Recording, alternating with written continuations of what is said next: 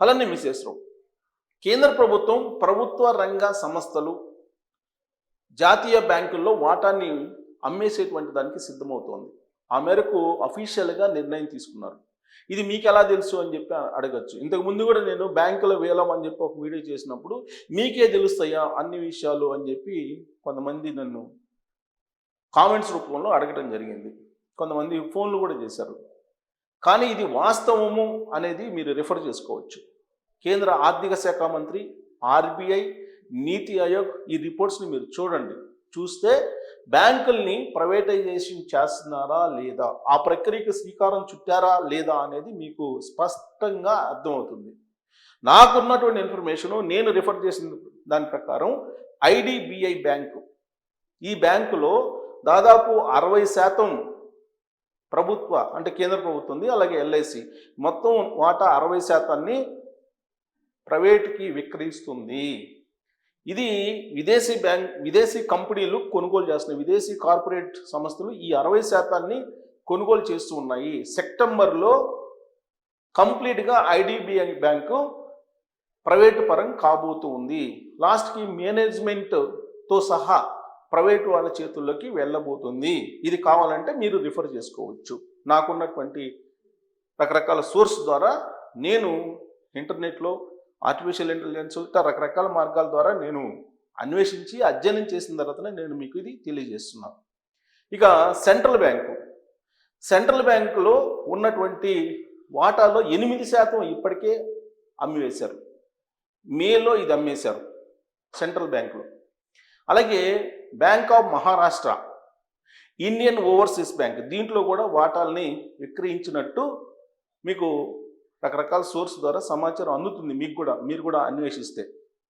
So రాబోయేటువంటి రోజుల్లో మిగతా బ్యాంకుల పరిస్థితి ఏంటి, మిగతా ప్రభుత్వ రంగ సంస్థల పరిస్థితి ఏంటి అనే దాని మీద నీతి ఆయోగ్ తాజాగా కేంద్ర ప్రభుత్వానికి సూచన చేసింది.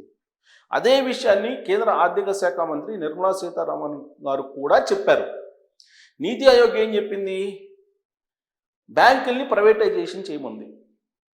బ్యాంకుల్లో వాటాల్ని అమ్మడం ద్వారా లేదా ప్రభుత్వ రంగ సంస్థల్లో వాటాలను అమ్మడం ద్వారా ఈ ఏడాది ఈ ఫైనాన్షియల్ ఇయర్లో 80,000 కోట్ల రూపాయలని సేకరించాలనేటువంటి టార్గెట్ని చెప్పింది. ఆ టార్గెట్ని కేంద్ర ప్రభుత్వం కూడా అంగీకరించింది. సో ఈ ఏడాది ఈ ఫైనాన్షియల్ ఇయర్లో 80,000 కోట్ల రూపాయలని ఈ ప్రభుత్వ రంగ సంస్థల్లో వాటాలను ఉపసంహరించుకోవడం ద్వారా, బ్యాంకుల్లో వాటాలను ఉపసంహరించుకోవడం ద్వారా సేకరించాలి అనుకుంటుంది.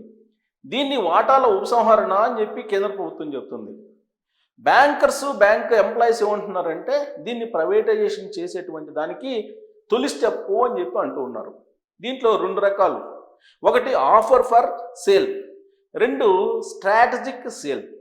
ఆఫర్ ఫర్ సేల్ అంటేనేమో వాటాల్ని కొంత మేరకు వాటాలను అమ్మేయటం, మేనేజ్మెంట్ ఏమో గవర్నమెంట్ అండర్లోనే ఉంటుంది, ఆర్బీఐ అండర్లోనే ఉంటుంది.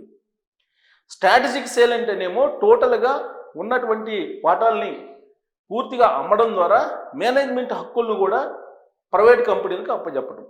ఆ జాబితాలో ఐడిబిఐ ఉంది. ఇక నీతి ఆయోగ్ లిస్టులో నెక్స్ట్ ఏంటంటే సెంట్రల్ బ్యాంక్ ఆఫ్ ఇండియా ఉంది.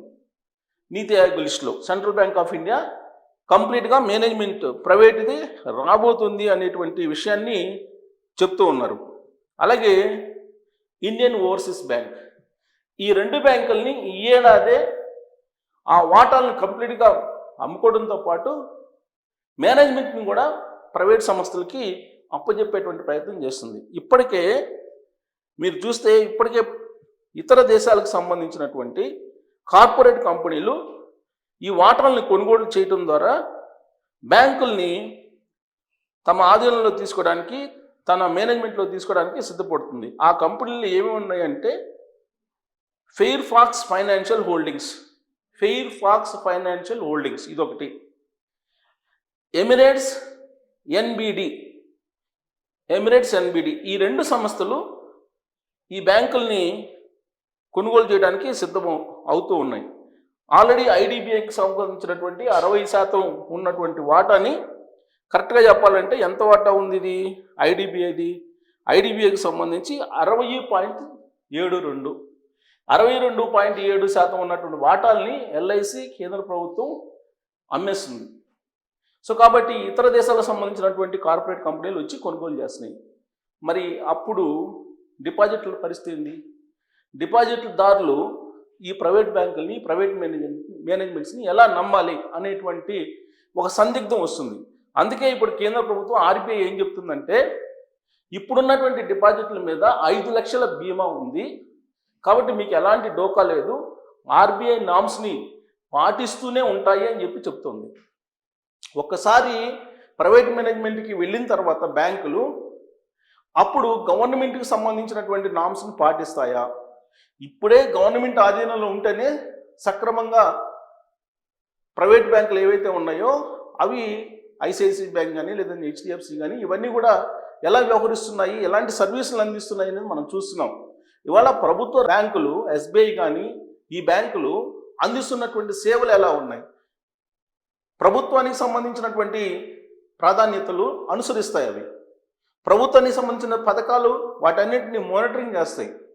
ప్రభుత్వ విధానాలకు అనుగుణంగా జాతీయ బ్యాంకులు నడుస్తాయి.